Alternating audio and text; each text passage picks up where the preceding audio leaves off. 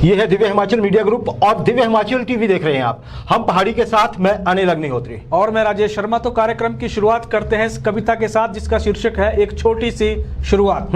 एक छोटी सी शुरुआत की जाए, जिससे झगड़ा हुआ है उससे बात की जाए, उससे जुड़ी कुछ मधुर यादें याद करो, आंसुओं की ही सही बरसात की जाए। बेशक उसकी नाराजगी चरम पर होगी, उसको हंसाने की कोशिश की जाए। जितने भी कर लो गिले शिकवे, बस उसे मनाने की कोशिश की जाए।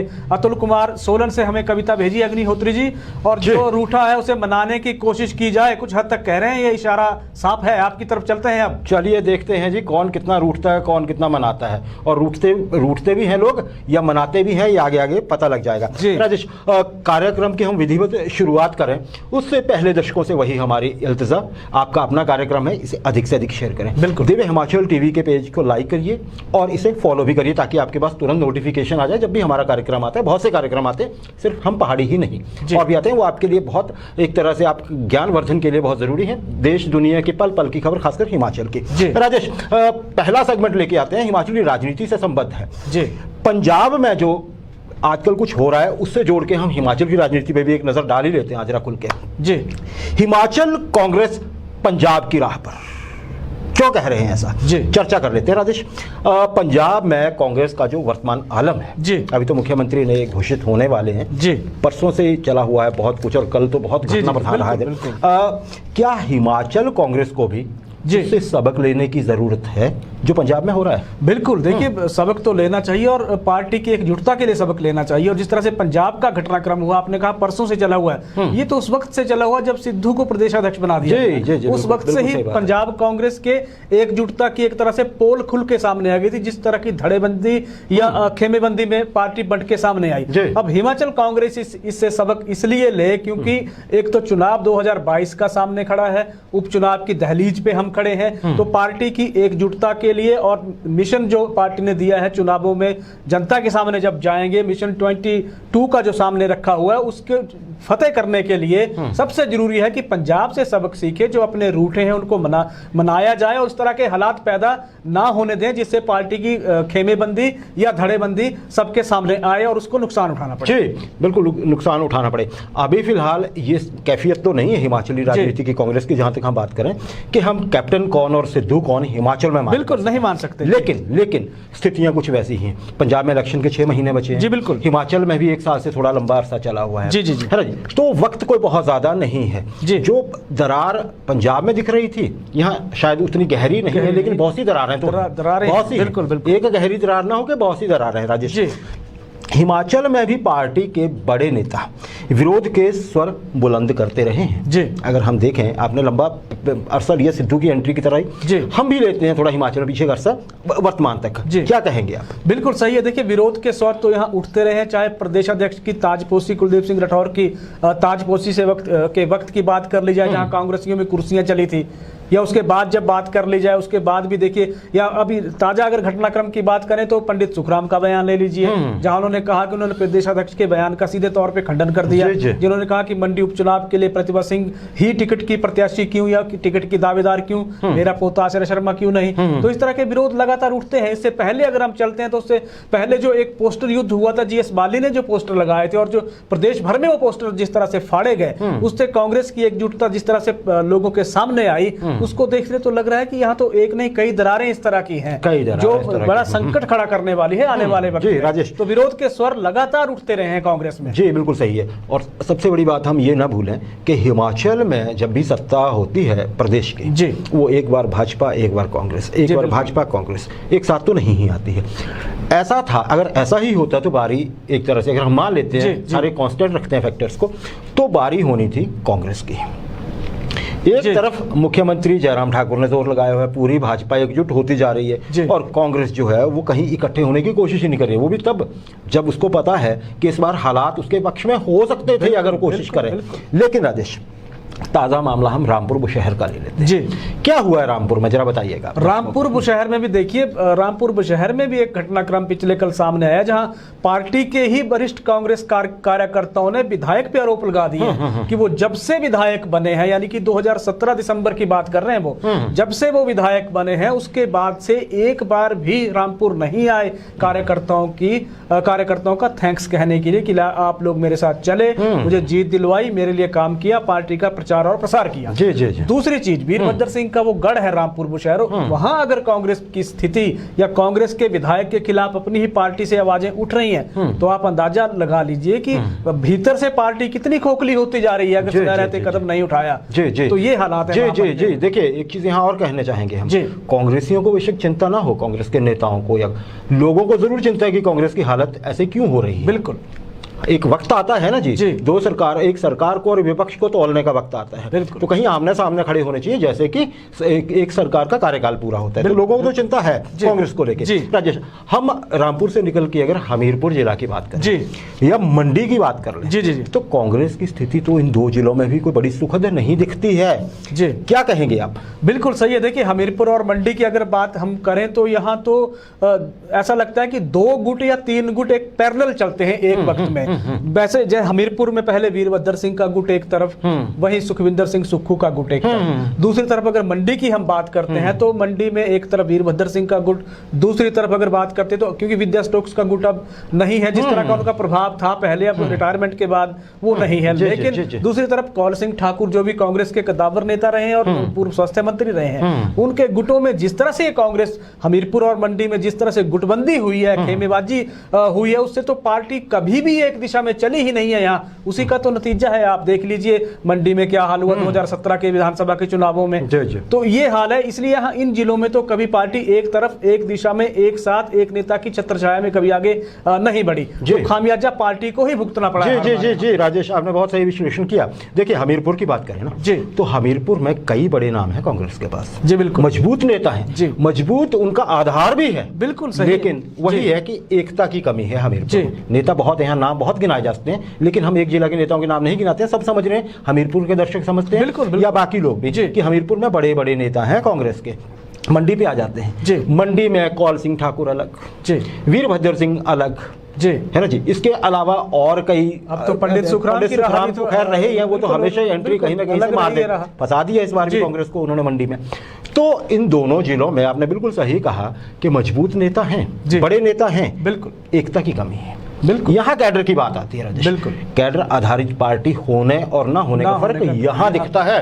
बिल्कुल, यहाँ पे भी इन 2 जिलों में कांग्रेस को थोड़ा मजबूत होने की, इकट्ठा होने की, एक मंच पे आने की जरूरत है। देखते हैं कितना इकट्ठा या कितना मेल मिलाप हम यहाँ देखेंगे कांग्रेस का अगले दिनों। बिल्कुल, कांगड़ा की बात कर लेते हैं राजेश।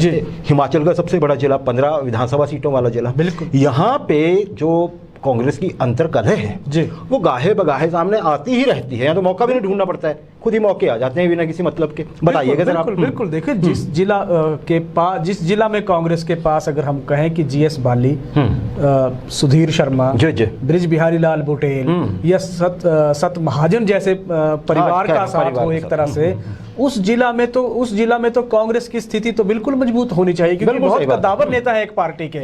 लेकिन जिस तरह की यहाँ स्थितियां पैदा हो गई हैं कांगड़ा में, यहाँ तो ये ऐसा लग रहा है कि ये सब धड़ेबंदी अलग है, खेमेबाजी अलग है, गुटबंदी अलग है, सबके रास्ते अलग अलग, अपनी अपनी डफली, अपना अपना राग वाली हालत हो गई है। एक साथ चलता कोई ना। जीएस बाली पे अगर हम देख लेते हैं तो कांगड़ा में सबसे बड़ी बात तो पहले ये कि अभी कांगड़ा में कांग्रेस का बड़ा नेता कौन, सबसे बड़ा सवाल तो ये है। अगर कांगड़ा से नेता होना है तो कांगड़ा से नेता कौन होगा? क्या बाली के नाम पे सहमति बनेगी? क्या सुधीर के नाम पे सहमति बनेगी? क्या ब्रिज बिहारी बुटेल के नाम पे सहमति बनेगी? या क्या किसी और नाम पे सहमति बनेगी? अभी तक तो ऐसा लग रहा है कि ये स्थितियां कांग्रेस के पक्ष पक्ष में सुखद यहाँ नहीं है। आप देखिए जीएस बाली ने जिस तरह से पोस्टर लगाए थे, उसके बाद जो विरोध हुआ सबको पता है। कांग्रेस में तो कांगड़ा की अगर हम देखें तो 2017 को अगर हम एक उदाहरण मान लेते हैं अग्निहोत्री जी, 2017 में क्या हुआ, नेता कांग्रेस के अपनी जीत सुनिश्चित करने की ओर नहीं लगे।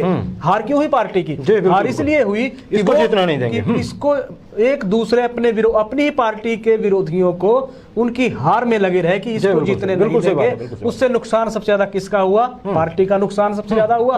व्यक्तिगत उन नेताओं को तो हुआ ही हुआ, साथ में कांगड़ा का नुकसान हुआ, जहां से कोई एक नेता उभर के सामने आज तक नहीं आ पा रहा है। जी, कोई नेता उभर के सामने नहीं आ रहा है, तो कांगड़ा में भी मंथन की जरूरत है। ये मान के चलिए कि हिमाचल की जो सत्ता है उसकी चाबी कांगड़ा जिला के पास है, मजबूत रही है। अगर कांग्रेस, हम फिर बार बार कह रहे हैं, हम आलोचना नहीं कर रहे हैं, हम उस दृष्टि से ये हम यहाँ पे चर्चा कर रहे हैं कि हिमाचल के लोग क्या चाहते हैं कांग्रेस जैसी बड़ी पार्टी से। राजेश, आगे हम बढ़ते हैं जरा। पिछले उपचुनाव के, पिछले चुनाव की बात करता हूँ, जख्म फिर से हरे होते दिख रहे हैं, क्या कहेंगे? बिल्कुल सही है। देखिए पिछले चुनाव में जिस तरह से हुआ था सारा घटनाक्रम, ऐसा लग रहा है कि कांग्रेस कमोवेश वहीं आके खड़ी होगी ये पार्टी। क्योंकि अभी पिछली बार थोड़ी सी पिछले जो 2017 का चुनाव था, उसमें एक पार्टी के पास जो एक पॉजिटिव फैक्टर था अग्निहोत्री जी, वो पॉजिटिव फैक्टर ये था कि उनके पास एक नेता था। हम उसी पे आ रहे हैं राजेश, अगले सवाल एक चेहरा था। उस सवाल पे हम उस नेता को डिस्कस करेंगे, लेकिन यहाँ पे आप आज की बात करें जरा। जी, आज हालात तो पार्टी के पक्ष में कहीं नजर नहीं आ रहे हैं। बस यही है कि हम तो डूबेंगे सनम, तुम्हें भी ले डूबेंगे। बिल्कुल, वो वाली हालत होती जा रही है कांग्रेस की, जो नहीं होनी चाहिए। राजेश, वही जिस जवाब पे आप आ रहे थे, मैं इसलिए आपको रोका कि दर्शकों को हम उसको ब्रेक दे के इसको बताएं हम। वीरभद्र सिंह जी, आप वही कहना चाहते थे? बिल्कुल। वीरभद्र सिंह के बाद जी पार्टी में महत्वाकांक्षा चरम पर है। बिल्कुल, लोगों को ये लग रहा है कि दशकों बाद मौका आया है जी नंबर 1 बनने का। किसी भी तरह से येन केन प्रकारेण मैं ऊपर आ जाऊं। ऊपर कहां? मुख्यमंत्री बनने, क्योंकि लगता है कि टर्म कांग्रेस की है। लेकिन क्या ऐसे आएगी? तो राजेश, कैसे देखते हैं मौजूदा हालात को, जो महत्वाकांक्षा बढ़ रही है कांग्रेस में? महत्वाकांक्षा तो सबकी बढ़ रही है, क्योंकि हम अगर पिछले संदर्भ से जोड़ते हैं, वहीं से मैं बात शुरू करता हूं। 2017 में पार्टी के पास एक चेहरा था, एक लीडरशिप थी कांग्रेस के पास, वीरभद्र सिंह। दुर्भाग्यवश इस बार वो नहीं है।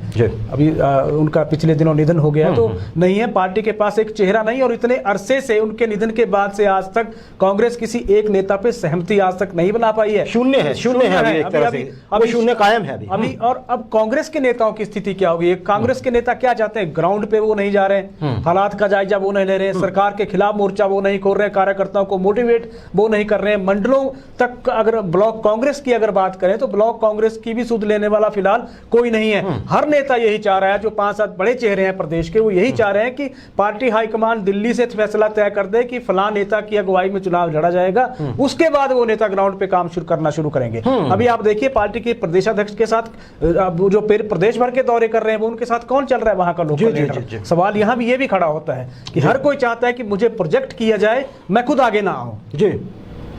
जी राजेश, बात अगले सवाल पे आती है। जातीय समीकरणों में कांग्रेसी पंडित जो है, ब्राह्मण बिरादरी के जो नेता हैं, वो निराश क्यों दिखते हैं कांग्रेस में? सुखराम, मुकेश अग्निहोत्री, जीएस बाली, सुधीर शर्मा, बिल्कुल, इनको पार्टी कैसे देख रही है? जी देखिएगा, बताइए जरा। बिल्कुल, देखिए जातीय समीकरणों का हिमाचल में एक मिथ है, एक तरह से अगर मैं कहूं तो, कि राजपूत समुदाय का मुख्यमंत्री यहाँ ज्यादा चला। शांता कुमार का अगर हम उदाहरण छोड़ लेते हैं तो राजपूत समुदाय के यहाँ मुख्यमंत्री रहे। लेकिन हम उससे अगर उस सवाल की तरफ जाने से पहले अगर हम देखिए, वीरभद्र सिंह की हम बात कर रहे थे, ठीक है, राजपूत समुदाय है, वाईएस परमार राजपूत समुदाय से रहे हैं। ये मुख्यमंत्री ऐसे थे अग्निहोत्री जी, जो ब्लॉक कांग्रेस से कार्यकर्ता से लेके नेताओं तक, ओहदेदारों से लेके पदाधिकारियों तक, हर व्यक्ति की इनको पहचान थी, क्योंकि इन्होंने जमीन पे काम किया हुआ पार्टी की पहचान थी। उस तरह की कमोवेश स्थितियां आज नजर नहीं आ रही है कांग्रेस में। जहां तक आपने नाम लिया, कि जो आपने नाम लिए, सभी ब्राह्मण समुदाय के नेता, चाहे सुधीर शर्मा, मुकेश अग्निहोत्री की बात है, चाहे जीएस बाली है, चाहे पंडित सुखराम है, ये ब्राह्मण समुदाय के नेता हैं। और पार्टी हाईकमान भी इसलिए देख रहा है कि हिमाचल का जो अगर इतिहास हम देखें तो यहाँ तो राजपूत समुदाय का व्यक्ति मतलब मुख्यमंत्री के तौर पे प्रोजेक्ट किया जाता है। तो इसीलिए इनको अगर जहां तक जीएस बाली देखिए, बाली के लिए बहुत बड़ा ओहदा भी पार्टी ने पहले दिया, सुधीर शर्मा को ओहदा पार्टी ने दिया। पंडित सुखराम इतने कद्दावर नेता रहे हैं, कांग्रेस केंद्रीय मंत्री, केंद्रीय राज्य मंत्री, चलो उनकी अवस्था हो चुकी है वैसे, बिल्कुल अब उम्रदराज नेता है। तो जो ये नाम है, ये मुकेश अग्निहोत्री आजकल सीएलपी लीडर हैं, तो जो ये नाम है, ये ऐसा नहीं है कि पार्टी इनको कहीं इतर देख रही है, पार्टी इनमें भविष्य देख रही है। और पार्टी को अगर हम देखें तो इनको जिम्मेदारियां भी दी है, जिसपे खरा उतरना अब इनके लिए चुनौतीपूर्ण है। इनके लिए चुनौतीपूर्ण है। देखिए हर बार ये नहीं कोई कह सकता है कि जी राजपूत ऐसे आगे आ जाते हैं, हमें मौका नहीं दिया। इतिहास में देखिए अब, जैसे आपने खुद कहा, वाईएस परमार थे या वीरभद्र सिंह थे या प्रेम कुमार धूमल थे। वाईएस परमार चलो पुराना वक्त है, वीरभद्र सिंह और प्रेम कुमार धूमल की राजनीति हम में से कई लोगों ने नजदीक से देखी है। एक कांग्रेस के नेता है, एक भाजपा के नेता। व्यक्ति को जैसे आपने कहा ब्लॉक तक, यहाँ तक कि गांव के लोगों को भी जानते थे। बिल्कुल, उनके लिए जातिवाद कोई फैक्टर ही नहीं था। बिल्कुल, वीरभद्र के रहते, वीरभद्र अगर पंडित भी होते तो इस औरा के साथ जो उनका व्यक्तित्व था, क्या कोई उनकी जाति के बारे में सवाल करता? या वीरभद्र सिंह को कभी वोट जाति के नाम पर पड़े होंगे क्या? नहीं पड़े होंगे। मैंने इसीलिए कहा कि इन लोगों ने ग्राउंड पे मेहनत की है। जी, वही जमीन से जुड़े हुए नेता निकले हैं। वही प्रेम कुमार धूमल की अगर बात करते हैं, उनके साथ भी क्या उनको राजपूत होने की वजह से वोट मिले? या शांता कुमार जब केंद्र में मंत्री रहे, 2 बार मुख्यमंत्री रहे, अनफॉर्चुनेटली वो सरकार पूरी नहीं कर पाए टर्म, दोनों ही बार उनकी, तब भी कोई ऐसा नहीं था कि उनको पंडित होने के जरिए ही वोट मिले थे, पूरे प्रदेश में वोट दिए। लेकिन अगर मान लीजिए हम कुछ ब्राह्मण नेताओं की बात कर भी रहे हैं, तो उनको भी अपना कद इतना बड़ा कर लेना होगा कि राजपूत बिरादरी, बाकी की बिरादरियां ये बोले कि पंडित राजपूत का वो नहीं है, हमें एक नेता चाहिए। बिल्कुल, है ना जी। तो इस नजरिए से हमें देखें तो बजाय शिकायत करने के या कोई प्रदेश का वर्ग शिकायत करे, प्रदेश का समुदाय शिकायत करे, वैसा हिमाचल में इतिहास नहीं रहा। योग्यता, बिल्कुल योग्यता, सिर्फ योग्यता और परफॉर्मेंस। जी, दो चीजें मैटर करती हैं। जी, तो योग्यता की बात है यहाँ पे, जातिवाद की नहीं है। अब देखते हैं कि ये जो ब्राह्मण नेता है कांग्रेस के, पंडित सुखराम जी की हमने बात की, वो उम्रदराज हो चुके हैं। लेकिन 3 नेता जीएस वाली हैं, मुकेश अग्निहोत्री हैं या सुधीर शर्मा हैं, मौके सामने हैं। लेकिन कंस्ट्रक्टिवली आगे आना होगा। जब आपकी ऑप्शन नहीं ना होगी कोई, तो आप ही नेता है, समुदाय चाहे कोई भी हो। बिल्कुल, हम ये नेता समझते हैं इन चीजों को, पर हम इस बिरादरी को भी बता देना चाहते हैं। फिर दिल्ली से किसी मैसेज का इंतजार नहीं करना पड़ेगा। जनता बोलेगी कि हमारा नेता ये है। जी, बिल्कुल। हाँ, तो ये निराशा के भंवर से सबको निकलना होगा, नेताओं को भी, समर्थकों को भी और जाति विशेष को भी, जो भी कोई हो, है ना जी। हिमाचल में मौके बराबर मिलते रहे, आगे कौन आ गया वो प्रतिभा की बात है। बिल्कुल। राजेश, हिमाचल कांग्रेस के नेताओं की बात करें जी, तो आपकी नज़र में आला कमान के ज़्यादा नज़दीक कौन है, या मैं कहूँ कौन है? बिल्कुल, अगर हम आला कमान के नज़दीकी की बात करते हैं तो अभी पंजाब का उदाहरण हमारे सामने आ जाता है। अग्निहोत्री जी, कैप्टन अमरिंदर सिंह, जिनकी वापसी ही सोनिया गांधी ने पार्टी में करवाई थी, वो एक टाइम कांग्रेस के इतने करीबी होते थे, उनकी हालत इस कदर खराब हो गई या कर दी गई कि उन्हें इस्तीफा देना पड़ा। तो अगर करीबियों का तो मामला यहाँ समझ नहीं आता, लेकिन परफॉर्मेंस करीबी होते हैं। लेकिन फिलहाल अगर हिमाचल की हम बात करें तो पार्टी हाईकमान के करीब, तो क्योंकि जिनको जिम्मेदारियां दी हैं, जैसे हमने बात किया मुकेश अग्निहोत्री की बात, सुधीर शर्मा की बात की, ये जीएस वाली के संबंध में कहा जाता है कोई व्यक्तिगत फंक्शन होता है तो देखिए चार्टर प्लेन आते हैं यहाँ पे। बिल्कुल, ये पार्टी के बेहद करीब रहे। लेकिन आजकल जो सबसे ज्यादा पार्टी के करीब है, शायद आला कमान के करीब है, वो कांग्रेस के प्रदेश अध्यक्ष भी कहीं कम नहीं है। क्योंकि जिस तरह से उनको आशीर्वाद केंद्र से मिल रहा है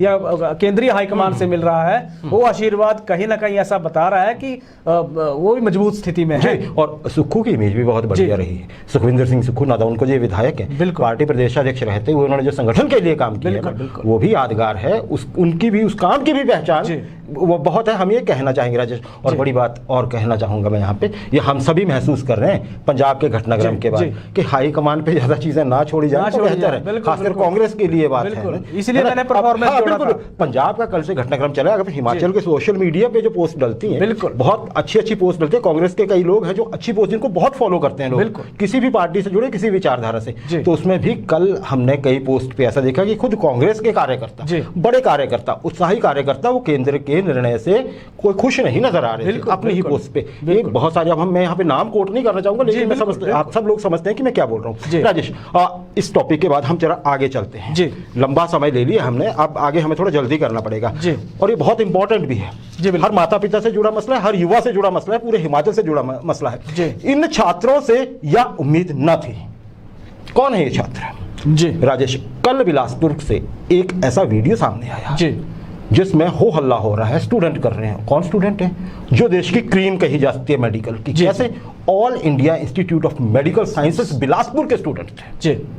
पूरा प्रदेश हिला है, कल उस पर बाकायदा पुलिस केस दर्ज हुआ है। बिल्कुल। तो राजेश, आप पहले जरा ये बताइए कि इन छात्रों के व्यवहार पे आप पहले क्या कहेंगे सरसरी तौर पर? देखिए, अगर मैं वीडियो की, आपने भी संदर्भ दे दिया, वीडियो पे फटाफट हम थोड़ा सा बैकग्राउंड अगर इसकी बात देते हैं कि ये एम्स बिलासपुर के प्रशिक्षु डॉक्टर हैं जो जिनका विवाद हो जाता है कैंटीन में। होता है कि रात 9 बजे को, शुक्रवार रात 9 बजे पे वो कैंटीन पहुंच जाते हैं खाना खाने के बाद, और वहां कुछ प्लेट्स मांगते हैं। और वहां कुक होता है, कुक कहता है कि मेरे पास इतनी प्लेट्स नहीं है। इसके बाद ये कैंटीन में तोड़फोड़ शुरू कर देते हैं, अपना आपा खो देते हैं, और बात मार कुटाई तक पहुंच जाती है, जहां एम्स के प्रशिक्षु डॉक्टर कुक को पीट देते हैं। इसके बाद से स्थितियां खराब होती जाती हैं, कुर्सियां, टेबल और बाहर आके कैंपस में गाड़ियां तक तोड़ देते हैं। तो इस तरह का ये घटनाक्रम होता है, और इन पे अब बाकायदा केस दर्ज हो गया होता है, जिसकी अब इंक्वायरी शुरू हो गई है। राजेश, राष्ट्र स्तरीय संस्थान जी मेडिकल इंस्टीट्यूट ऑल इंडिया, ये उम्मीद तो नहीं थी संस्थान के छात्रों से। बिल्कुल। या क्या यही स्टैंडर्ड विकसित होगा? क्या हिमाचल में यही स्टैंडर्ड विकसित करेंगे क्या ये छात्र? बिल्कुल, ये तो गलत है। और इस तरह की विचार, इस तरह की मानसिकता के, अगर डॉक्टर में इस तरह की मानसिकता है तो ये तो बहुत खतरनाक स्थिति में। और वो ऐसे कंपटीशन से होकर यहाँ पहुंचे हैं, ऐसे कंपटीशन से पहुंचते हैं, नौसी प्यारा ऐसे कंपटीशन से पहुंचते हैं जो बताता है कि वहाँ बिल्कुल बिल्कुल बिल्कुल क्रीम है एक तरह से। जिस तरह से वहाँ इतना मतलब बहुत भयंकर कंपटीशन होता है, पॉइंट मार्जिन से सिलेक्ट और रिजेक्ट पहुंच जाती है। लेकिन इस तरह की छोटा सा मसला जिसपे कुक एक छोटा सा अदना सा कर्मचारी आपके सामने वो असमर्थता अगर जाहिर कर देता है, तो आप बातचीत के जरिए मसला सुलझा सकते थे। इस तरह का उपद्रव मचाकर या इस तरह का तोड़फोड़ करके आपने एक संदेश दे दिया कि आप में कहीं ना कहीं खोट है। जी, खोट है। स्टैंडर्ड ये नहीं चाहिए आप लोगों से। जी। इन स्टूडेंट्स पे हमारी बहुत ज्यादा उम्मीद है। बिल्कुल। लगता है कि चलिए हो गया होगा। जी जी। अब संभल जाएंगे छात्र, क्योंकि आपसे पूरे देश को उम्मीदें हैं। आप आगे बढ़ेंगे तो आप जनता का बहुत भला कर पाएंगे। कोविड के टाइम पे हमने देख लिया डॉक्टर्स क्या कर सकते हैं। आप इतने अच्छे संस्थान में पढ़ रहे हैं, प्लीज ऐसा ना करें, स्टैंडर्ड थोड़ा ऊपर जाना चाहिए। राजेश, नॉन सीरियस प्रोफेशनलिज्म जो होता है जी, है ना जी, तो इसमें आखिर ठीक इसको कैसे किया जा सकता है? खासकर हम हिमाचल का अगर संदर्भ लें, ऐसा हंगामा इन छात्रों से कोई नहीं चाहता है, जैसे हम पहले कह चुके। ये नॉन प्रोफेशनलिज्म क्यों नजर आता है आजकल? नॉन प्रोफेशनलिज्म नजर, देखिए हिंसा की जहां तक बात है तो ऐसा लग रहा है कि कहीं ना कहीं या तो हमारी एजुकेशन में खोट है, या हमारी परवरिशी में खोट है, या फिर हमारी पॉलिसीज या हमारे अनुशासन में खोट है। कहीं ना कहीं ऐसा लग रहा है डॉक्टर से, जो डॉक्टर मरीज को मौत के जबड़े से खींचकर जिंदगी दिलाता है, उस डॉक्टर से कोई ऐसी उम्मीद करता है कि वो नॉन परफॉर्मेंस उस तरह का सामने आए, इस तरह की अगर इस तरह का चीजें सामने आ रही है तो बड़ा दुर्भाग्यपूर्ण है और इससे बचना चाहिए। उम्मीद है स्टूडेंट समझ गए होंगे जी, क्योंकि अब तक घर वालों को भी पता लगा होगा और उन्होंने भी रियलाइज कर लिया होगा। प्लीज ऐसा ना करें, है ना। आप एंजॉय करिए, बढ़िया से करिए, क्या कुक से लड़ेंगे। अतीत में कई और संस्थानों से भी राजेश ऐसा छात्रों के हो हल्ले की घटनाएं होती रही है, चाहे बड़े बड़े संस्थान है हमारे, उसमें हम उसमें नहीं जाएंगे, लेकिन वहां भी तो उसी टाइम पे कई बार ऐसा बड़ा वो बवाल मच चुका है ना जी। बिल्कुल बिल्कुल। चाहे अगर हम नाम ही लेता हूँ, टांडा मेडिकल कॉलेज में चाहे अमन काचरू की रैगिंग का केस हो, या उसके बाद का जो घटनाक्रम होता है उसको आप देख लीजिए। इसी मेडिकल कॉलेज में आप वो भी देख लीजिए जब रात को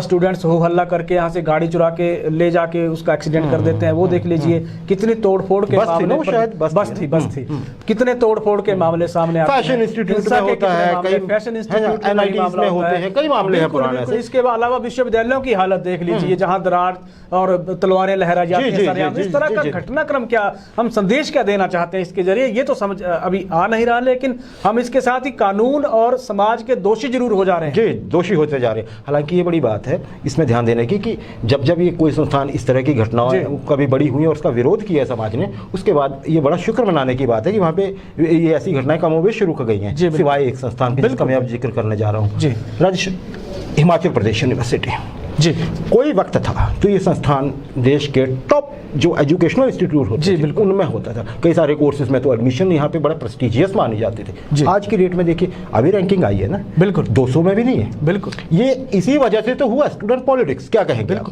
बिल्कुल सही है। देखिए एचपीयू टॉप 200 यूनिवर्सिटी से भी बाहर हो गई है, और बड़ी बात बाहर होना नहीं अग्निहोत्री, संकट का सवाल तो अब इस विश्वविद्यालय की मान्यता को लेकर खड़ा हो गया है, जहां नैक अब मान्यता देने पे 100 बार सोचेगा कि जिस संस्थान का कोई स्टैंडर्ड नहीं है एजुकेशन में, उस स्टैंडर्ड को हम रिकॉग्नाइज कैसे करें। और दूसरी चीज ये है कि अब इसकी फंडिंग पे भी सवाल खड़ा हो गया, जिसमें बजट नहीं मिलेगा तो संस्थान चलेगा कैसे। संकट ये खड़ा हो गया, रैंकिंग से फंडिंग जुड़ी है। रैंकिंग से फंडिंग जुड़ी है। हालत अभी यही, अगर इसके अब आपने कहा कि वहां अगर देख लीजिए तो एचपीयू में कितने मर्डर केस हुए जी, छात्र संगठनों में कितनी बार तलवारें चली, कितनी बार लाठियां हुई, कितनी बार हॉस्टल टूटे, कितनी बार कैंपस में वारदातों को अंजाम दिया गया, पुलिस रेड्स होती हैं हॉस्टल में, बिल्कुल अपराधियों की कितनी बार वहां चुनावों के नाम पे कितनी बार वहां सिर्फ दंगे और लोगों फसाद के, होते रहे। तो ये तमाम चीजें हैं जो माहौल खराब करती हैं, और इस तरह का माहौल जब खराब होता है तो मेधावी स्टूडेंट डरते हैं, और वही डर के कारण वो परफॉर्म नहीं कर पाते। और अब तो वही तो विश्वविद्यालय की साख पे सबसे बड़ा सवाल खड़ा हो गया। और अब तो ऑप्शंस बहुत है ना जी। बिल्कुल हमारा वक्त था तब हम लोगों को ये दौड़ होती थी कि एचपीयू में हो जाएगा, बिल्कुल। और अब कोई परवाह नहीं मारेगा। बहुत सारी यूनिवर्सिटी ऐसे होगा तो इस संस्थान के नाम पे और धब्बा। और हुआ क्यों ये?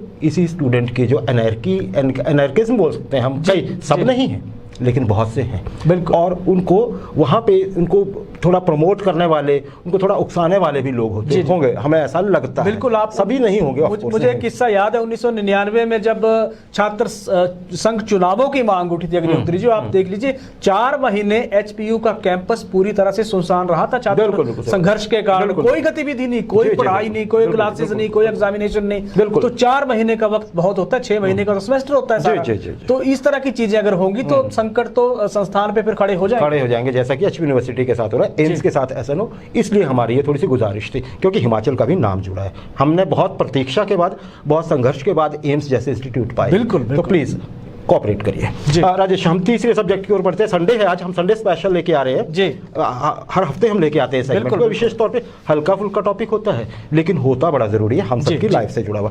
राजेश, सेगमेंट का नाम आज हमने इसका संडे स्पेशल का रखा है, बाजार की भीड़ चढ़ता हिमाचली चूल्हा। जी, कैसे चढ़ता है? हम थोड़ा जल्दी से लेंगे इसको, टाइम हमारा थोड़ा ज्यादा लगता जा रहा है। राजेश, बदलती दुनिया के साथ हिमाचल भी खूब बदल रहा है। अगर हम कहें, आप बदलाव की हवा को कैसे देखते हैं? जरा जल्दी से हमें। बिल्कुल, देखिए बदलाव प्रकृति का नियम है और बदलाव होना भी चाहिए, लेकिन ये बदलाव जब अपनी जमीन और अपनी जड़ों से जब हम कट जाएंगे एक बदलाव से, तो वो भयंकर, उसकी कीमत पे होगा तो वो भयंकर, बिल्कुल वो भयंकर है। ठीक राजेश, हाँ, इस कड़ी में अगर हम आज का जिक्र लें तो कुछ हिमाचल के शहर ले लेते हैं, और वहाँ खान पान की आदतें नहीं, हम खाने पीने की जो वहाँ पे फूड चेन्स आ गई है ना, उन पे जरा चर्चा कर लेते हैं। बिल्कुल, अगर हम यहाँ पे जिक्र करें नामी फूड चेन का जो दस्तक दे चुकी हैं, इससे बाजार तो सेहतमंद हो रहा है। राजेश, पहले तो मैं क्वेश्चन ये दे देता हूँ, बाजार की सेहत तो सुधर रही है, हेल्दी हो रहा है बाजार, फूड चेन जो आई है, क्योंकि लोग बहुत प्यार कर रहे हैं इससे, पर हिमाचली चूल्हा ठंडा होता जा रहा है। जी बिल्कुल, क्या राय है?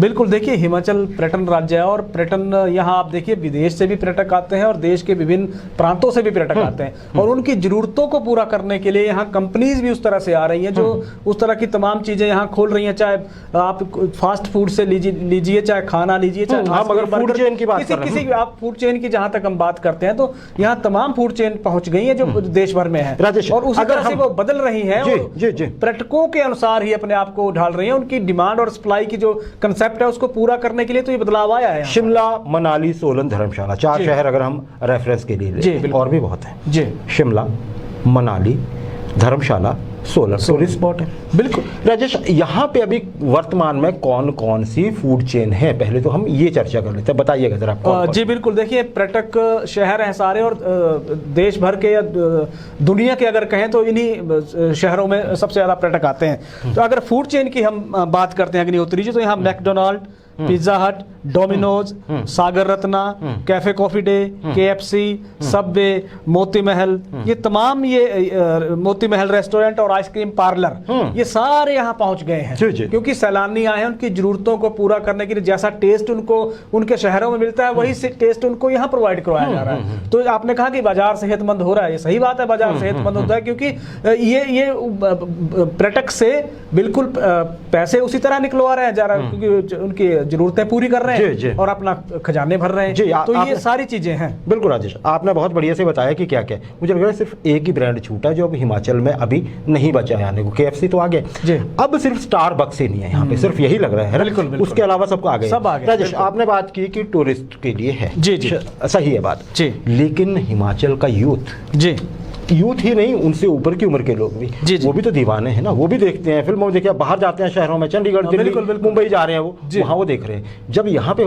भीड़ टूट के पड़ रही है, टूरिस्ट को आप एक तरफ भी रख देंगे। आजकल तो टूरिस्ट सीजन नहीं है ना हिमाचल में। बिल्कुल, ये चीजें मिल रही हैं। आप इन चेन्स पे जाइए, बेशुमार लोग हैं, टेक अवे है ना जी। उसके बाद आप वहाँ पे डाइन भी कर सकते हैं और डिलीवरी तो है ही है हर कहीं आसपास। तो इसमें राजेश जो चूल्हा हमारा छूट रहा है, अब देखिए अगर हम KFC की बात कर रहे हैं, देखिए ब्रांड कोई बुरा नहीं है, हम सिर्फ एक रेफरेंस की बात कर रहे हैं। आप चिकन खाने जाते हैं वहाँ पे, ठीक है खाइए आप, लेकिन एक टूरिस्ट आता है राजेश बाहर से, वो KFC अमेरिका में भी खाता है, KFC वो शायद उसको यहाँ मिलेगा, ठीक है धर्मशाला में मिल जाता है, लेकिन क्या हम इंडियन अपने या धर्मशाला के लोकल स्टाइल से अगर उसको चिकन ही खाना है, नॉन वेज ही खाना है, तो क्या हम हिमाचली जो हमारा वो है उसको स्टैंडर्डाइज करके उसको परोस सकते हैं क्या, ताकि वो बोले कि मैं नया टेस्ट लेना चाहता हूँ। बिल्कुल, क्या कहेंगे आप? क्या इस तरह से नहीं हम कर सकते? हमारा सिड्डू नहीं क्या चल सकता है? बिल्कुल चल सकता है, यहाँ सब कुछ चल सकता है। यहाँ बात है पैकेजिंग की, बात है मार्केटिंग की, बात है सप्लाई की। और एक और भी चीज लगती है यहाँ पे, मेंटालिटी की भी बात लगती है। कई बार हम इजी गोइंग हैं, जी, हम गोइंग विद द फ्लो होता है ना जी। क्यों हम लोग कभी ये सोचते नहीं कि हम बोलते हैं यार छोटी सी शॉप कर लेते हैं, या हमें कोई फ्रेंचाइजी मिल जाए, या कोई बात नहीं हम यहाँ पे एक बेकरी की सामान लगा लेंगे, बेकरी से ले आएंगे, उतना ही करना है। कभी हम इस तरह से एंटरप्रेन्योर बनने की कोशिश नहीं करते हैं कि हम हिमाचली फूड प्रोडक्ट्स जो हैं, हम हिमाचली फूड चेन नहीं क्या बना सकते हैं, हिमाचल के सारे शहरों में हो। लोग उसको बाहर ढूंढे, अमेरिका में बात करें कि यार यहाँ खोल दो आप, बिल्कुल न्यू जर्सी में खोल दीजिए जी एक आप, क्यों जी शिकागो में खोल दीजिए, क्या हम ऐसा नहीं कर सकते हैं? बिल्कुल ऐसा कर सकते हैं। तो इसके लिए नवाचार की जरूरत है। आपको इसके लिए वो चीजें संभावनाएं तलाशनी पड़ेंगी, उनके लिए मेहनत करनी पड़ेगी, जो शायद कमोबेश यहाँ नहीं। आपने बात की हिमाचली जैसे धाम की बात, अभी मंडियाली धाम की GI टैगिंग की बात हो रही है कि मंडियाली धाम ही क्यों, आप एक हिमाचल की धाम क्यों नहीं बना के उसकी GI टैगिंग करवा देते? सरकार के स्तर पे भी प्रयास चाहिए, करने होंगे इसके लिए, लोकल बॉडीज को भी प्रयास करने होंगे। आप सारी धाम के जो है वो लेके बिल्कुल सबको GI टैग करवा दीजिए, कहीं का खट्टा अच्छा है, कहीं का मदरा अच्छा है, कहीं का कुछ अच्छा है। बिल्कुल आपने सिड्डू की बात की, तो सिड्डू कुल्लू से चला, या सिड्डू अपर शिमला से चला, या अपर सिरमौर से चला, लेकिन आज सिड्डू को अगर हम देखें तो सिड्डू कहीं ना कहीं अपनी जगह बनाने में कामयाब हो रहा है, लेकिन उस स्तर पे कामयाब नहीं हो रहा है। इसके लिए या तो महिला मंडल आ गया है, या ना तो कोई प्राइवेट एजेंसी आगे आ गई है। मसला वही है कि हमें आगे आना होगा जी, आगे आना होगा। बहुत सारे हम ग्राउंड ब्रेकिंग सेरेमनीज की बात करते हैं ना जी, 2 हो चुके हैं सरकार अभी जाने। क्या कोई हिमाचली ऐसा नहीं है जो एक ऐसा सोच लेके आए कि मैं हिमाचल का ब्रांड, हिमाचल की एक फूड चेन, जैसे शिमला के नाम पे, किसी शहर के नाम पे, या हिमाचल के नाम पे ही कोई ऐसी फूड चेन लाऊंगा जिसमें कोई एक प्रोडक्ट, KFC चिकन ही देता है ना जी, बिल्कुल कोई एक प्रोडक्ट वो मैं खड़ा कर दूंगा जिसकी फॉरेन में डिमांड हो। यहाँ इंग्लैंड का आदमी आए, वो इंग्लैंड में, लंदन में ढूंढे उसको जाके, है ना जी। तो कुछ ऐसा करने की क्या जरूरत नहीं लगती है? बिल्कुल जरूरत है। समय या हमने ही लोगों के पीछे चलना है, हम भेड़ चाल में रहेंगे, हम बस चले रहेंगे, अपना पैसा खर्चेंगे, जड़ों से दूर और सब कुछ दूर। क्या बिल्कुल आपने कहा बदलाव इसी चीज में लाना होगा, बदलाव अपनी मानसिकता में लाना होगा। हमें लोगों के पीछे नहीं चलना है, लोगों को अपने पीछे चलाना है, और इसके लिए प्रयास करने होंगे। KFC कहाँ से कहाँ पहुंच गया अग्नि, एक ही चिकन को कई स्टाइल से परोसता है, घंटे से चला, वो देखिए पूरी दुनिया में छा गया, पूरी दुनिया में छा गया है। तो वो जब एक चीज को कई स्टाइल से परोस के जब ग्राहक के सामने पेश करते हैं, तो उससे ग्राहक भी देखता है कि मैं नई चीज, एक ही चीज एक है, लेकिन उसके स्टाइल जब अलग अलग है, तो मैं वो हर व्यक्ति चाहता है कि उसको अलग अलग स्टाइल उसका इस्तेमाल करें। तो यही कारण है कि उसमें नवाचार लाना होगा। जी, नवाचार लाना होगा। हमें उम्मीद है कि जल्दी ही कोई ऐसा नौजवान या कोई ऐसा हिमाचल के साथ जुड़ा हुआ व्यक्ति, जिसका जहन जुड़ा हुआ है हिमाचल से, जिसका मन जुड़ा हुआ है हिमाचल से, वो हिमाचल के नाम पे कोई एक प्रोडक्ट लेके फूड चेन शुरू कर दे बस। बिल्कुल, फिर देखते हैं कामयाबी क्यों नहीं मिलती है। अगर हमें विश्वास है अपने खान पान पे, तो देखा जाएगा ना, मुकाबला हो जाए, हम बजाय इसके पीछे दौड़े। राजेश, आज के इतिहास पे नजर डाल देते हैं। 19 सितंबर 2021 का दिन है। 2007 में राजेश जी, जो क्रिकेट के शौकीन है, IPL फिर से शुरू हो गया ना जी, आज सेकंड सीजन है, बिल्कुल मैच है, चला हुआ है। तो राजेश, आज के दिन ही वो दिन था जब युवराज सिंह ने ये 2007 में 2020 वर्ल्ड कप की बात है, साउथ अफ्रीका में खेला जाता है। आज के दिन ही युवराज सिंह ने 6 बॉल पे 6 छक्के जड़े थे। किसको जड़े थे जी 6 छक्के? ये कौन थे जी बॉलर थे स्टुअर्ट ब्रॉड, बहुत मशहूर बॉलर थे। ये तो बात एक हो गई। अब इसकी पृष्ठभूमि क्या है, क्यों जड़े थे छक्के? 2007 में ही वर्ल्ड कप से पहले इंडिया की टीम इंग्लैंड के दौरे पे थी। बिल्कुल। एक मैच हो रहा था ओवल में, वनडे इंग्लैंड का और इंडिया का है। बिल्कुल। लास्ट ओवर था जी, कैप्टन थे राहुल द्रविड़ जी, और राहुल द्रविड़ ने क्या किया कि बॉल ली और युवराज सिंह को दे दी कि लास्ट ओवर करिए। युवराज सिंह हैरान जी, पर करना पड़ा जी। बिल्कुल, बॉल दे दी, सामने थे उनके ऑलराउंडर दिमित्री मैस्करहांस। बिल्कुल, बॉलें की और 6 बॉलों पे 5 छक्के लगाए थे उन्होंने। युवराज सिंह ने खुद बताया था बाद में कि 15 दिन में सो नहीं पाया जी, सो नहीं पाया कि मुझे मेरी बहुत बेइज्जती हो गई जी। वो खुद कहते हैं कि मुझे अपने दोस्तों या परिवार रिश्तेदारों की तरफ से इतना मैसेजेस और फोन आए जी, उसमें उन्होंने वो बातें कही जितने मैसेज जो है कभी मेरी सेंचुरी पे नहीं आते थे मुझे। बिल्कुल। फिर क्या होता है, साउथ अफ्रीका में मैच था जिसके हम जिक्र कर रहे हैं आज के दिन जी। एंड्रयू फ्लिंटॉफ ने उनको उकसा दिया किसी बात पे और युवराज सिंह को बात याद आ गई। 6 छक्के जड़ने के बाद उन्होंने एंड्रयू फ्लिंटॉफ को तो कुछ नहीं कहा जी, दिमित्री मैस्करहांस की तरफ गए, वो उनको धीरे से बोला कि भैया हिसाब बराबर हो गया। क्या बात। ये अलग बात है कि स्टुअर्ट ब्रॉड के जो पिताजी हैं क्रिस ब्रॉड साहब, उन्होंने जरूर एक बार कहा था कि आपने मेरे बेटे का कैरियर खराब कर दिया। हालांकि ये बात अलग है कि क्रिस ब्रॉड अभी भी स्टुअर्ट ब्रॉड अभी भी टीम में खेलते हैं टेस्ट के लिए जी। तो ये क्रिकेट का इतिहास था, भारत से जुड़ा इतिहास था। 1952 में राजेश चार्ली चैपलिन साहब, क्या बात, चार्ली चैपलिन का पूरा नाम चार्ल्स चैपलिन था जी। आज के दिन उनको अमेरिका में घुसने पर रोक लगा दी थी। क्या हुआ था मामला मैं बताता हूँ आपको। गरीब घर में पैदा हुए थे चार्ली चैपलिन, इंग्लैंड में। घर में खाने पीने का बड़ा वो नहीं था, तो शुरू से स्टेज पे काम करने लगे। बिल्कुल कॉमेडियन तक। हाँ बिल्कुल सही बात है, कॉमेडियन कौन नहीं जानता है चार्ली चैपलिन को। बिल्कुल सही। पैसा थोड़ा आया, इनको लगा कि अपॉर्चुनिटी हॉलीवुड में है जी, अमेरिका चले गए, वहाँ जाके बहुत मशहूर हो गए। आपने देखी होगी उनकी म्यूट मूवीज जी सारी। ये अकेले ऐसे कलाकार थे जब फिल्में बोलने भी लग पड़ी थी जी, तब भी ये म्यूट ही बनाते गए। बिल्कुल। कलर मूवीज भी हैं इनकी, म्यूट आपने देखी होंगी। लेकिन हुआ क्या राजेश, इसी दौरान इनकी जो विचारधारा थी वो कम्युनिस्ट होती गई जी, वामपंथी। अब अमेरिका में वामपंथी विचारधारा लेके रहना तो कोई उतना आसान काम तो नहीं है। दूसरा, इन पे आरोप लगे कि छोटी उम्र की लड़कियों के साथ शादी पे शादी करते जा रहे हैं। FBI ने इन पे जांच शुरू कर दी। चार्ली चैपलिन साहब को पता लगा, ये निकल लिए इंग्लैंड की, मैं इंग्लैंड जा रहा हूँ, बताया नहीं उन्होंने कि। और जैसे ही अमेरिका को खबर हुई कि तो निकल लिए भाई साहब।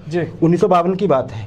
आज के ही दिन उन्होंने एक नोटिस निकाला कि अब चार्ली चैपलिन अमेरिका नहीं घुस सकते हैं। इसके बाद चार्ली चैपलिन आए और स्विट्जरलैंड में सेटल हो गए। ये बात थी जी। 1953 में वो स्विट्जरलैंड में रहने आ गए थे। 19 सितंबर 1991 राजेश जी, आज के दिन जर्मनी और ऑस्ट्रिया यूरोप के शहर हैं, बिल्कुल, इनकी बाउंड्री पे एल्प्स जो है वो पर्वत श्रृंखला है, वहाँ पे एल्प्स, जैसे हमारे यहाँ हिमालयाज है, वहाँ एल्प्स है। साउथ अमेरिका में एंडीज है और नॉर्थ अमेरिका में रॉकीज है जी। सबको पता है, ये स्टूडेंट्स तो खासकर जानते होंगे यूथ। वहाँ के एक ये जो ग्लेशियर है, वहाँ पे एक टूरिस्ट घूमने गए हुए थे, जर्मन थे वो टूरिस्ट जी। तो ये क्या देखते हैं, इनका नाम था, ये जो थे नाम में इनका थोड़ा भूल गया शायद, तो इनको एक वहाँ पे नहीं, इनका नाम था जी हेलमट सिमोन साहब जी। ये वहाँ से गुजर रहे थे, वैसे बर्फ़ थोड़ी हटी हुई थी, तो इनको दिखता है कि यार एक लाश पड़ी हुई है। फिर फट पुलिस को फ़ोन करते हैं, पुलिस आती है, उठा लेते हैं। हैरानी की बात पता है क्या राजेश, ये लाश जो थी ये लगभग 5200 साल पुरानी थी। 5200 साल जी जी जी जी। ये मतलब बिफोर क्राइस्ट जो थी वो 3300 साल पहले की थी। 3300। वो आदमी लगभग 5200 साल पहले मर के वहाँ पड़ा हुआ था। होता क्या है, ये शायद एक पहले मैं आपको बता देता हूँ, उसके पहले जांच होती है शव की। ये भाई साहब होते हैं 5 फुट 2 इंच लंबे, कॉकेशियन गोरा रंग जैसा भी था, 5 फुट 2 इंच लंबे। इन्होंने शरीर पे खाल के कपड़े पहने हुए थे। इनके पास एक कुल्हाड़ी मिली, एक इनके पास तलवार मिली, दोनों में ही लकड़ी के हत्थे थे पहले। ये बड़ी बात है, उससे ये भी पता चला कि उस टाइम क्या हुआ था। 5 फुट 2 इंच इनका कद था और उम्र थी इनकी 25 से 35 साल की। पहले लगा कि ठंड में ये हो गए होंगे इनको कुछ, बिल्कुल बिल्कुल। लेकिन फिर बाद में जब एक्सरे किया इनकी बॉडी का, तो इनके बाएं कंधे के बीच में एक तीर मिला। तो फिर पता लगा कि उनको दूर से तीर मारा गया था। उसके बाद ये थके होंगे जी जी, थके हो या योद्धा ना भी हो, उस टाइम पे शायद ये होता हो कि जो जीत गया, वही बोलते हैं ना जंगल का कानून, जिसको मार दिया वो जीत गया, बाकी जिसने मार दिया वो जीत गया, बाकी तो मरना ही जी। है। तो ऐसा हुआ होगा कि ये पाया गया कि इनको तीर लगा और एक खड्डे में गिरे, थोड़े टाइम बाद बर्फ गिर गई ऊपर से और ये बर्फ में दब गए। तो बॉडी लगभग ठीक रही इनकी राजेश जी। तो फिर इनको आज के दिन ही ये बॉडी इनकी मिली थी, तो उसे बहुत सारी चीज़ें पता लगी थी जी कि ये उस टाइम पे भी आदमी कैसा, इसको आइसमैन का नाम दिया गया था उन्होंने। तो ये आज का दिन था, 5200 साल पुरानी बॉडी। जी राजेश, कार्यक्रम के अंत की ओर बढ़ते हुए जी बिल्कुल, मुंतखब शहरयार साहब, शहरयार देखिए, आपने बहुत सारे इनकी गज़लें सुनी होंगी, फिल्मों में बहुत आई हैं। जैसे हमारी वो कौन थी, वो रेखा की मूवी थी, एक फिल्म एक्ट्रेस जो थी उमराव जान की, वो शहरयार जी ने लिखी थी। आज इनकी गज़ल क्यों? आज के दिन 2008 में उनको उर्दू साहित्य में योगदान के लिए ज्ञानपीठ पुरस्कार मिला था। क्या बात, 44वां ज्ञानपीठ था, वो हर साल मिलता है ना जी। तो उनकी एक गज़ल है, बड़ी प्यारी सी गज़ल हमारे अनुसार जी। दिल में रहता है न पलकों पे बिठाता है मुझे, दिल में रखता है, दिल में रखता है न पलकों पे बिठाता है मुझे, फिर भी एक शख्स में क्या क्या नजर आता है मुझे। दिल में रखता है न पलकों पे बिठाता है मुझे, फिर भी एक शख्स में क्या क्या नजर आता है मुझे। रात का वक्त है, सूरज है मेरा रहनुमा, रात का वक्त है, सूरज है मेरा रहनुमा, देर से दूर से ये कौन बुलाता है मुझे। क्या बात, देर से दूर से ये कौन बुलाता है मुझे, मेरी इन आंखों को ख्वाबों से पशेमानी है जी, मेरी इन आंखों को ख्वाबों से पशेमानी है, नींद के नाम से जो हौल सा आता है मुझे। क्या बात, तेरा मुमकिन नहीं ए वक्त मगर देखना है, बिछड़े लोगों से कहाँ कैसे मिलाता है मुझे। किस्सा ए दर्द में ये बात कहाँ से आई, किस्सा ए दर्द में ये बात कहाँ से आई, मैं बहुत हंसता हूँ जब कोई सुनाता है मुझे। शहरयार साहब की गज़ल। राजेश, अब कैसे विदा लेंगे आप? बिल्कुल, तो विदा वही कि देश विदेश और प्रदेश की तमाम जानकारी के लिए आप Divya Himachal media group follow करते रहें। थोड़ी देर में हमारा मुख्य बुलेटिन आने वाला है, शाम को 9 बजे शिमला से स्पेशल बुलेटिन आने वाला है। कल फिर आपसे रूबरू होंगे हम पहाड़ी में, तब तक नमस्कार। नमस्कार।